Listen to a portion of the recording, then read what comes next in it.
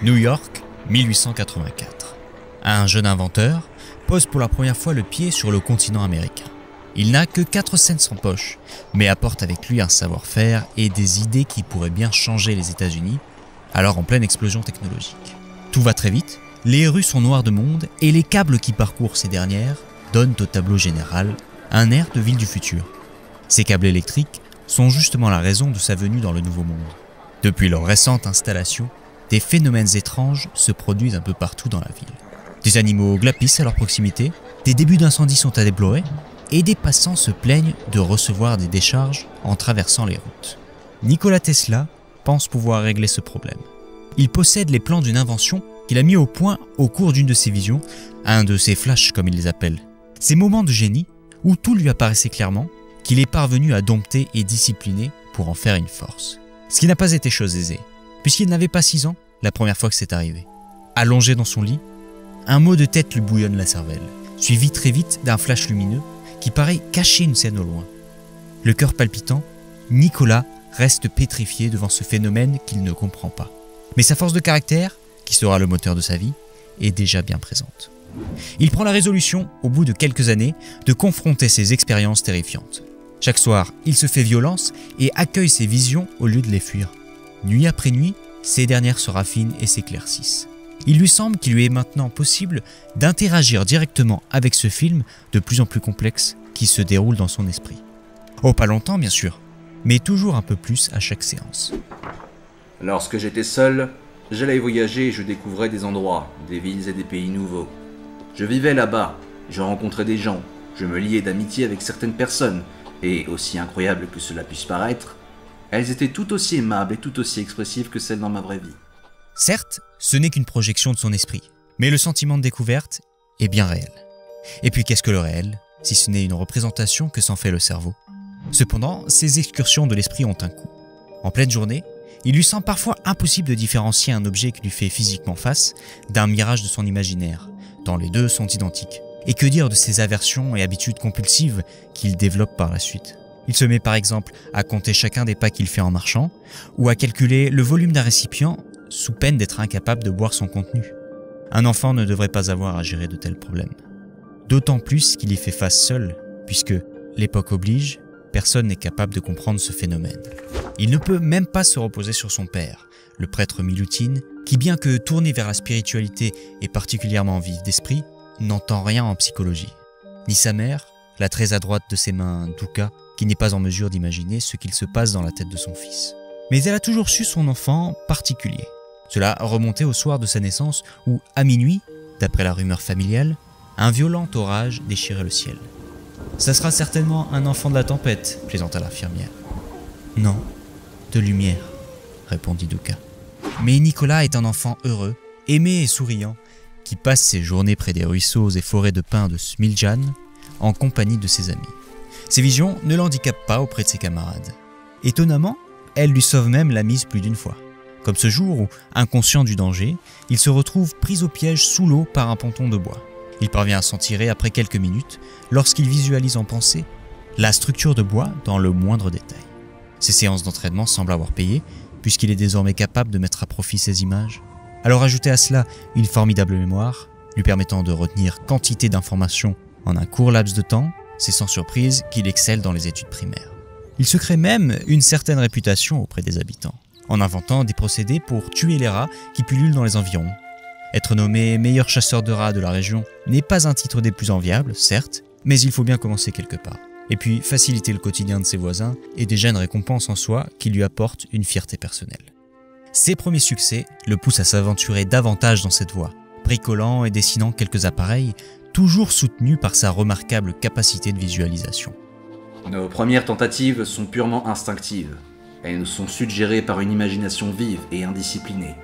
À mesure que nous grandissons, la raison s'impose et nous devenons de plus en plus ordonnés et méthodiques. Toutefois, ces impulsions de la prime enfance, bien que n'ayant aucune productivité immédiate, sont de la plus haute importance et peuvent modeler notre destin. Une chose est sûre désormais, il veut devenir ingénieur. Mais est-ce seulement envisageable? Il sait parfaitement que son père attend de lui qu'il suive la carrière familiale et rejoigne les ordres. De plus, les études coûtent cher, et même à son âge, il est conscient que le salaire de Miloutine n'est pas mirobolant. Il a beau être très pieux, dédier sa vie à Dieu ne l'intéresse pas le moins du monde. Et que dire d'une carrière militaire? Il passerait certainement plus de temps alité que sur le champ de bataille, au vu de sa santé misérable. C'est simple, son corps n'a jamais été capable de lutter contre la moindre maladie. Ce qui explique peut-être qu'il tombe gravement malade à ses 17 ans, peu de temps avant de rejoindre les ordres religieux. J'ai bien peur que votre fils souffre du choléra. Les prochaines heures seront décisives, annonce le médecin à Milutin, qui craint soudain de perdre son second fils. Entrant dans la chambre, il contemple son enfant au physique fiévreux et émacié par la maladie et s'assoit à son chevet. « Peut-être irais-je mieux si tu m'autorisais à étudier l'ingénierie, lui dit Nicolas. « Tu iras dans la meilleure université du monde, répond Milutin. Pas folle la guêpe. L'école polytechnique de Graz n'est peut-être pas la meilleure institution du monde, mais avec sa réputation internationale, elle n'a vraiment pas de quoi rougir. Nikola Tesla y est comme un poisson dans l'eau. Il a à sa disposition des laboratoires, des professeurs de renom et une bibliothèque remplie de livres poussiéreux qui, ensemble, lui permettent d'étancher sa soif de connaissances pour une de ses obsessions, l'électricité. Et le moins que l'on puisse dire, c'est que le garçon ne rechigne pas à la tâche. Il entend bien remercier ses parents comme il se doit, en les rendant fiers de son travail, même si cela doit mettre en péril sa santé. Durant la première année, je commençais à étudier régulièrement à 3 h du matin pour finir vers 11 h le soir, les dimanches et les vacances bien évidemment inclus. Finir ce que j'avais commencé tournait à la manie, et m'a souvent créé bien des problèmes. Si un nouvel auteur à son goût entre à sa connaissance, il doit lire la plupart de ses œuvres. Si on lui présente un problème, il doit le résoudre quel qu'en soit le prix. Comme lorsque son professeur assure qu'il est impossible de mettre au point un moteur fonctionnant sans courant continu suite à une intervention de Nicolas affirmant le contraire. « Monsieur Tesla est peut-être capable de grandes choses, dit-il devant la classe, mais celle-là n'en fera jamais partie. » Un défi personnel aux yeux de l'étudiant. La solution ne saute cependant pas aux yeux. Les étincelles créées par la machine témoignent d'elles-mêmes de ses défauts, mais quant à savoir comment faire fonctionner un moteur sans ce dispositif, c'est une autre affaire. Il réalise en pensée, comme il a pris l'habitude de le faire, différentes expériences et imagine dans le moindre détail une multitude de moteurs effectuant à chaque fois des simulations virtuelles. La somme de ces travaux met au jour le problème principal du moteur à courant continu, la perte d'énergie due à la résistance du courant dans les matériaux, mais impossible d'y remédier. Obsédé par cette solution qui reste cachée à sa vue, il sacrifie tous les autres aspects de sa vie, cesse d'étudier, puis abandonne l'université. Comme puni par son esprit, son corps s'effondre. Nikola Tesla part à la dérive. Je réalisais que mes parents faisaient trop de sacrifices pour moi et je décidais de les décharger de ce fardeau. Ce fut alors que je fis ma plus grave dépression nerveuse. Ce que j'ai dû endurer durant ma maladie dépasse toute imagination. Lorsque j'interceptais périodiquement les rayons du soleil, je ressentais dans ma tête des coups d'une telle violence qu'ils m'étourdissaient. Un chariot qui passait dans la rue choquait mon corps tout entier. Mais le plus difficile à supporter, c'étaient les tremblements et les contractions nerveuses très douloureuses de tous les tissus de mon corps. Résoudre le problème du courant alternatif était une question de vie ou de mort. Je savais que j'en mourrais si j'échouais. Pendant 4 ans, ces visions devront le torturer. Ce sont ces mêmes visions qui le libéreront, cet après-midi-là, tandis qu'il profite du soleil couchant lors d'une balade. Le ciel rougeâtre lui remémore quelques vers de Goethe. Et le soleil descend dans le jour accompli. Il fuit pour engendrer 1000 formes nouvelles. Ça y est, la solution est là. Le moteur tourne devant lui. Tesla exalte de joie, les idées affluent dans son esprit. La longue traversée du désert est terminée. Je ne peux pas vous décrire mes émotions. J'aurais donné 1000 secrets de la nature que j'avais découverts accidentellement pour celui que je venais de lui extorquer contre toute attente et au péril de ma vie. Mais il faut maintenant penser à l'aspect pécunier de la chose, pour lequel Tesla n'a jamais été doué. Et autant dire que chercher des capitaux pour financer ses inventions l'ennuie au plus haut point. Il peut certes s'appuyer sur sa maîtrise parfaite de quantité de langues étrangères, mais encore faut-il réussir à convaincre. Il se tourne un temps vers des investisseurs allemands, puis français, mais les entretiens se soldent par des déceptions. Pourtant, le destin lui réserve bien des surprises. En l'occurrence, la surprise porte le nom de Charles Batchelor, et le directeur d'une firme de l'inventeur Thomas Edison, et est également un ami intime de ce dernier. Il se trouve aussi qu'il est fou du génie de son nouvel employé, le très grand et longiligne Nikola Tesla.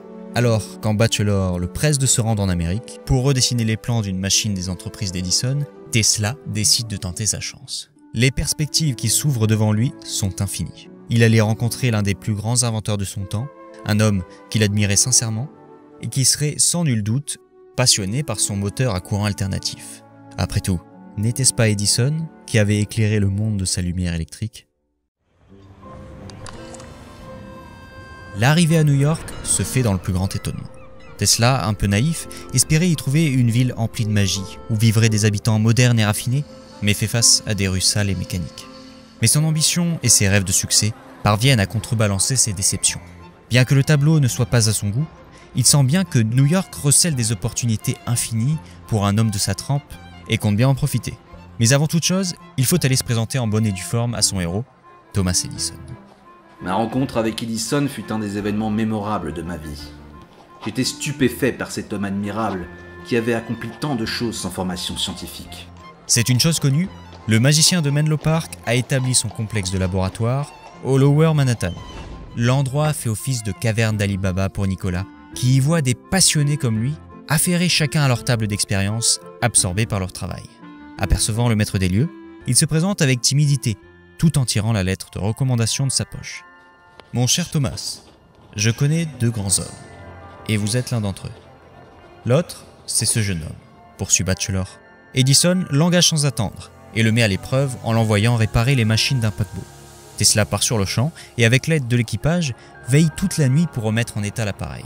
C'est donc au terme de son premier jour de travail que Nicolas gagne la confiance de son employeur, et avec elle, une liberté presque totale dans son travail.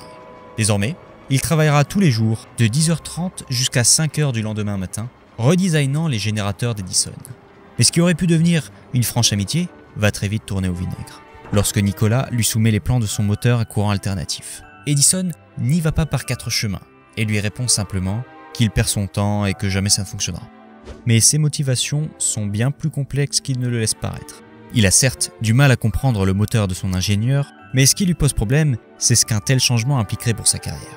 Passer sur un courant alternatif signifierait remplacer toutes les installations obsolètes qui avaient fait sa fortune. Nikola Tesla, blessé dans sa fierté, range ses plans et se remet au travail. Après tout, il lui reste la prime de 50 000 $ qu'Edison aurait promis à celui qui s'occuperait de la conception de ses moteurs.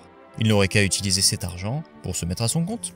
Oui, c'est tout aussi bien, puisqu'il semble que les 2 hommes soient de nature bien trop différentes pour s'entendre. L'un est pragmatique, commercial et favorise l'expérimentation, quand l'autre est un brin naïf, s'appuie sur ses connaissances théoriques et sa force de visualisation. Lorsque j'ai une idée, je commence tout de suite à l'élaborer dans mon imagination. Je modifie sa construction, je lui apporte des améliorations et je fais marcher l'appareil dans ma tête. Peu importe que je fasse marcher ma turbine dans mon mental ou que je la teste dans mon laboratoire, cela ne fait aucune différence pour moi. Lorsque je suis arrivé au point où j'ai intégré dans mon invention tous les perfectionnements que je puisse imaginer, je passe à la concrétisation. Invariablement, l'appareil fonctionne tel que je l'avais imaginé et les expérimentations se passent exactement comme je les avais prévues. Les traits de caractère qu'il partage, en revanche, c'est un ego surdimensionné et une fierté bien mal placée. Un cocktail détonnant qui ne manquera pas de se solder par un conflit. Ayant terminé les moteurs à courant continu, Nicolas se rend dans le bureau de son manager afin de recevoir sa prime. Mais ce dernier l'accueille avec un « C'était pour rire, monsieur Tesla ». « Non, ce n'était pas une plaisanterie », répond Nicolas. « Vous ne comprenez tout simplement pas le sens de l'humour américain, mon ami. » Malgré l'augmentation de salaire que lui propose Edison, Nicolas est profondément blessé. Cet homme qu'il voyait comme un mentor avait révélé des facettes de sa personnalité bien peu reluisantes. Écœuré, Tesla claque la porte. Si Edison ne veut pas de ses idées, grand bien lui fasse. Bien sûr, le plan originel était d'obtenir son appui afin d'atteindre ses objectifs. Mais peu importe, il trouvera bien quelqu'un ravi de financer ses expériences. Cela ne fait aucun doute. Mais Tesla paiera chèrement sa fierté.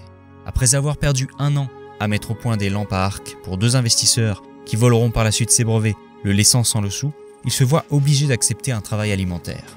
Creusant des tranchées toute la journée pour un salaire de misère, tout en rabâchant les oreilles de ses collègues des inventions qu'il n'a pas pu concrétiser, Tesla broie du noir. Il y eut beaucoup de jours où je ne savais pas quand viendrait mon prochain repas. Mes hautes études en sciences, mécanique et littérature me semblaient être une plaisanterie. La chance cependant était sur le point de tourner. 2 investisseurs ayant eu vent de ses malheurs lui offrent l'opportunité de sa vie. Après quelques négociations, les deux hommes s'associent à lui et l'installent dans un laboratoire construit sur mesure. Ce qu'ils attendent de lui en échange, qu'il fasse d'eux des hommes riches, en construisant son moteur tout simplement. Le 16 mai 1888, Nikola Tesla présente fièrement à l'American Institute of Electrical Engineers sa génératrice à courant alternatif. Messieurs, l'énergie du futur. Avec la sortie de son moteur, Nikola Tesla se fait progressivement une place dans les conversations mondaines. Cet inventeur d'1m88, aux yeux bleu clair et à la figure vampirique, qui semble prêt à donner le change à Monsieur Edison et son courant, déchaîne rapidement les passions. De plus, Nikola offre une porte d'accès pour tous les investisseurs malins. George Westinghouse, homme d'affaires ayant trouvé la fortune grâce à son invention du frein à air ferroviaire, saute sur l'occasion. Pour obtenir son champion, il est prêt à investir beaucoup, allant jusqu'à 2,50$ par cheval vapeur produit et 2 000$ par mois. Une vie richissime, voilà ce qu'il lui offre. Une petite signature, une poignée de main et Tesla se retrouve en course pour le monopole du courant. Qui de Tesla et Westinghouse ou d'Edison éclairera le monde? Rien n'est certain, mais la bataille sera dure, car ce dernier n'en est pas arrivé là où il est sans un réel talent pour les affaires. Et autant le dire, il est prêt à se salir les mains. Suite aux différentes conférences de son ancien employé, il prend les devants et met en application un plan visant directement la peur des gens pour cette technologie qui semble encore à mi-chemin entre la sorcellerie et la science. C'est ainsi qu'il va se mettre à électrocuter tout ce qui lui tombe sous la main. Un chat, un chien ou même un éléphant. Le but étant de montrer les dangers du mortellement instable courant alternatif. En réponse, Tesla organise ce que l'on pourrait appeler des shows électriques. Habillé sur son 31, des éclairs électriques courent sur la surface de sa peau devant une audience stupéfaite par le magicien. Tesla garde le sourire, mais serre les dents face à la douleur. Après tout, ce n'est que du spectacle. C'est en 1893 que les choses prennent un tournant inattendu. La Columbian Exposition, à Chicago, doit être la première exposition au monde à être éclairée par électricité. L'événement rassemblera des milliers de personnes, aussi George Westinghouse ne se fait pas prier et propose les services de sa Westinghouse Electric and Manufacturing Company. Seulement il y a un hic. Edison, après avoir perdu la chance de travailler sur l'exposition, s'est empressé de faire interdire par un juge l'usage de ses ampoules. Mais Westinghouse est avant toute chose un inventeur, et se penchant sur la question, il crée une ampoule suffisamment différente de l'original pour contourner tout problème. Il a fait sa part du boulot, et c'est à présent à Nikola de s'atteler à la tâche. Sa mission ? Installer de gigantesques générateurs à courant alternatif et s'arranger pour que toute l'installation soit alimentée par ces derniers et accessoirement amener Chicago dans le monde moderne. Le 1er mai 1839, alors que les derniers rayons du jour disparaissent à l'horizon, des milliers de brillantes ampoules éclairent de larges structures gravées, baignant les lieux d'une atmosphère féerique. Tesla n'y assiste même pas. Il n'en a pas l'utilité, puisqu'il sait que tout fonctionnera comme il l'a prévu. Et puis ça lui laisse plus de temps pour se pencher sur le projet qui vient de lui être confié. Apprivoiser l'énergie hydraulique des chutes du Niagara. Avec ce chantier, l'inventeur finit d'asseoir sa supériorité. Tesla et Westinghouse remportent la guerre des courants. Difficile de décrire l'état d'esprit dans lequel se trouve à présent Nikola Tesla. Lui qui, il y a un an, passait ses journées les deux pieds dans la boue, à ruminer ses regrets, est aujourd'hui assis à la table des plus grands restaurants, discutant de ses inventions avec les notables de la ville. On admire sa force de caractère, ses connaissances dans des domaines variés et ses traits d'esprit lancés toujours avec soin. Il semble même que, malgré lui, Nikola soit très au goût de la jante féminine. Sans même chercher à séduire, quelques femmes mariées lui tournent autour et cherchent à lui faire comprendre que leur intérêt ne se porte pas spécialement sur son travail. Mais qu'importe pour Tesla, ces choses de la vie, il y a renoncé depuis longtemps. Et puis sa vision d'un couple est d'un autre temps. La femme moderne fait peu pour lui. L'amour est une émotion que je prends pour ce qu'elle est, une impulsion irrationnelle autodestructrice déguisée en joie. Je ne pense pas que vous puissiez nommer beaucoup de grandes inventions réalisées par des hommes mariés. Soyez seul, c'est le secret de l'inventivité. Soyez seul, c'est le moment où les idées naissent. Mais n'y a-t-il pas également une forme de peur derrière tout ça? La peur d'être rejeté, ou de décevoir peut-être? Après tout, comment aimer un homme régi par de nombreux tocs et phobies extravagantes? Personne ne comprend déjà sa répulsion pour les cheveux humains et les boucles d'oreilles par exemple, ou son besoin physique de tout diviser par le chiffre 3. Alors quant à comprendre les images projetées dans son esprit, il faut se rendre à l'évidence, c'est impossible. Il passera sa vie dans la solitude, mais viendra à le regretter amèrement. Car les apparences ne durent qu'un temps, et ce célibat qu'il chérit et cultive lui pèse parfois lourdement dans ses heures passées avec lui-même. Un inventeur est de nature si intense et passionnée qu'en s'offrant à une femme qu'il aime, il se donnerait corps et âme, négligeant tous ses travaux. Mais quand même, C'est dommage, car on se sent tellement seul parfois. En 1899, il entreprend un voyage à Colorado Springs. Il s'est vu quelque peu forcé de chercher le calme de la campagne, car ces choses électriques et l'aura qui lui colle à la peau lui attirent le mécontentement et la peur de certains de ses concitoyens. Je recevais toutes sortes de notes étranges. La plupart étaient des menaces de mort de quelques excentriques qui avaient lu à propos de mes expériences sur l'électricité. Ils étaient convaincus que j'allais utiliser la foudre pour les anéantir. Il s'avère également que le timing est on ne peut plus parfait, car Nicolas a depuis quelque temps une nouvelle idée à explorer. Décidément, l'Ouest sauvage semble tout indiquer. Une fois arrivé à Colorado Springs et son air vivifiant, il loue la chambre 207 de l'Alta Vista Hotel et rejoint son laboratoire tout nouvellement construit aux alentours de la ville. L'endroit est simple, ressemblerait presque à une grange vue de l'extérieur, si ce n'est pour cette pancarte accrochée à l'entrée déclarant « Danger de mort, défense d'entrée ». Et le danger est bien présent.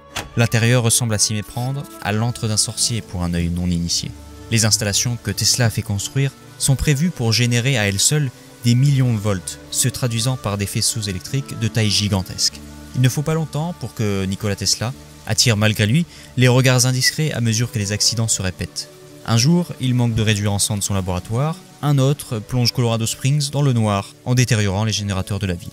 Mais pour Tesla, c'est un mal nécessaire. Son rêve, qui l'obsède depuis plusieurs mois, est de parvenir à mettre en place un système d'énergie sans fil utilisant la Terre ou la ionosphère comme conducteur. Mais les premiers obstacles surviennent rapidement. Bien qu'il soit parvenu à allumer par conduction terrestre des ampoules simplement posées dans le champ voisin, il semble qu'il faille une énergie surréaliste pour étendre la zone au kilomètre. Mais ça n'empêche en rien l'inventeur de partager ses expériences à la presse, assurant, sans pouvoir prouver la véracité de ses propos, que son rêve n'est qu'une question de temps. Lorsque les premiers sceptiques remettent en doute ses déclarations, Tesla, mettant par là même sa réputation en jeu, n'en démord pas et se défend violemment.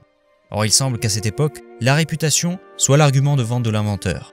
N'aurait-il pas plus à gagner en faisant preuve de tempérance? La question ne traverse pas son esprit, puisqu'il continue quelque temps plus tard avec des déclarations détériorant définitivement sa crédibilité. Après avoir observé sur ses appareils des pulsations rythmiques étranges provenant de l'espace, il annonce sans sourciller que des habitants de Mars cherchent à communiquer avec la Terre. Très certainement, quelques planètes ne sont pas habitées, mais d'autres le sont. Et parmi toutes ces planètes, il doit exister la vie dans diverses conditions et phases de développement. Nikola Tesla a, en réalité, capté un phénomène astronomique émis par l'une des lunes de Jupiter. Mais cet événement extraordinaire, qui aurait dû mettre une fois de plus en lumière son génie et l'avancée technologique de ses machines, aura l'effet inverse et finiront d'établir cette image de savant fou dont il ne saura se défaire. Ce qui tombe malheureusement au plus mal, car Tesla commence à manquer d'argent. Une fois de plus, il lui faut mettre en pause son grand rêve, car l'avancement du projet, au vu de l'argent qu'il engouffre, n'est pas suffisant. Sa réputation en a pris un coup. Mais il apparaît que Tesla soit très habile pour susciter l'intérêt des gens, car après un bref retour à New York, il a réussi à convaincre le riche financier JP Morgan d'investir dans son projet 150 000 $. Bien sûr, ça ne s'est pas fait en un claquement de doigts, et Nicolas a dû enjoliver un peu la vérité, prétendant travailler sur une tour capable de transmettre des messages à distance qui remplacerait sans peine le télégramme. Un pieux mensonge, se dit-il, puisque son réel objectif dépasse de beaucoup un simple produit à vendre. Tout ce qu'il a à faire, c'est terminer sa machine. Morgan ne devrait pas lui en tenir rigueur. Pour ce faire, il achète un vaste terrain qu'il nomme Wardenclyffe et y construit une tour gigantesque qu'il espère capable de générer suffisamment d'énergie. La tour de Wardenclyffe est un dérivé d'une de ses inventions les plus brillantes, la bobine Tesla. L'appareil, fonctionnant comme un accumulateur d'énergie, est capable de projeter une grosse quantité d'électricité dans l'air, créant des champs électromagnétiques. L'objectif avec la tour est d'envoyer cette énergie dans la ionosphère. Il n'y aura alors plus qu'à utiliser une antenne pour puiser dans ce qui est à disposition. Mais le problème auquel Nicolas doit faire face est encore une fois d'ordre physique. Plus on s'éloigne de la source d'énergie, plus le signal est faible. Un plus gros problème, cependant, se profile à l'horizon. Lorsque le 17 septembre 1901, Guglielmo Marconi émet la première transmission radio transatlantique. Nikola Tesla est forcé de révéler le poteau rose pour pouvoir terminer la construction de sa tour. Mais JP Morgan, pensant payer pour un appareil similaire à celui de Marconi, lui coupe les vivres. Marconi utilise déjà 17 de mes brevets, avait-il dit. Laissez-le continuer. Je ne m'inquiète pas qu'il vole mes idées, mais plutôt qu'il n'en ait pas à lui. S'il avait su que ça lui coûterait si cher. Mais sa tour n'est peut-être pas perdue. Peut-être peut-il encore rallier Morgan à sa cause. Après tout, pourquoi refuse-t-il de comprendre? Une lettre de plus ferait peut-être pencher la balance? Non, il faut se rendre à l'évidence, il est hermétique au projet, et puis ce n'est pas quelques lettres amères qui le feront changer d'avis de toute façon. Sans le soutien de Morgan, l'argent vient progressivement à manquer, et la tour de Wardenclyffe, n'ayant jamais fonctionné et sans plus d'utilité, est détruite pour permettre la vente du terrain. À cette occasion, je voudrais démentir une rumeur largement répandue, selon laquelle la tour aurait été démolie par le gouvernement. Si cette rumeur était fondée, j'aurais obtenu le remboursement de la grosse somme que j'ai versée pour la construction de la tour. Bien au contraire, c'était dans l'intérêt du gouvernement de conserver cette tour. J'ai travaillé à perte sur plusieurs de mes inventions qui sont de la plus haute importance pour le pays. Je ne veux pas que quelques individus, étroits d'esprit et jaloux, puissent s'imaginer avoir contrecarré mes travaux. En réalité, ce sont les lois de la nature qui ont retardé mon projet. Comment remplacer cet apport financier qui lui est enlevé? Impossible de payer encore de sa poche. Il a déjà des dettes en retard. Et depuis qu'il a déchiré son contrat avec George Westinghouse pour sauver l'entreprise de ce dernier, il n'a plus vraiment de rentrée d'argent. Sa bonté d'âme lui est décidément payée d'une façon bien étrange. Il apparaît qui plus est que ses déclarations fantasques dans les journaux lui aient fermé de nombreuses portes d'investisseurs potentiels, ce qui ne l'empêchera pas pour autant de récidiver. Il a beau mettre au jour des avancées technologiques stupéfiantes, ce qu'il semble vouloir partager au public, c'est tout le reste. Toutes ces inventions auxquelles il lui est impossible de donner vie, ou qu'il est même incapable de prouver leur possible fonctionnement. Un rayon de la mort dont les plans n'ont aucun sens même de nos jours, le contrôle météorologique par électricité, comment croire un inventeur qui choisit volontairement de porter l'étiquette du savant fou? Plus personne n'ose miser sur lui et ses expériences. Non, il risquerait de dilapider notre argent, se disent les financiers. Accablé de dettes, il vit d'hôtel en hôtel, ouvrant à chaque fois une nouvelle ardoise jusqu'à l'agacement du propriétaire. Ses amis de toujours ne sont plus, morts pour la plupart depuis bien longtemps. Mais Nicolas, de plus en plus déconnecté du monde qui l'entoure, continue de leur écrire, de les voir, de leur parler même. Parfois, il passe l'après-midi au parc, à nourrir quelques pigeons. La vie n'est pas si mal dans ces moments-là. Il trouve un réel confort en ces animaux à plumes qu'il en vient à aimer sincèrement. Mais ils finissent par partir eux aussi. Et de retour à l'hôtel, il est seul. Seul avec un esprit désormais en roue libre. Et il lui semble revenir à ses 6 ans quand il lui était impossible de discerner le réel des projections de son cerveau. Ce qui explique peut-être qu'il n'aperçoit pas à temps ce taxi, un jour, à la sortie de l'hôtel, qui manque de le percuter et l'envoie s'effondrer contre le bitume. Mais il ne se rétablira jamais. L'événement a paradoxalement du bon, puisque des notables de la ville, apprenant l'affaire, lui offrent une pension pour finir ses jours, en échange de ses services rendus à la ville. Finir ses jours. La formule est plus qu'appropriée, parce qu'on passe ses journées assis à la fenêtre. Sa seule visite est une femme de chambre, qui lui apporte ses tartines, coupées en 3 parts égales, dans sa chambre du 3327, au 33e étage. Petit déjeuner, monsieur Tesla. Vous êtes toujours couché, monsieur Tesla? Elle le trouve le 7 janvier 1943, allongé dans son lit, vêtu comme la veille, parti depuis plusieurs heures.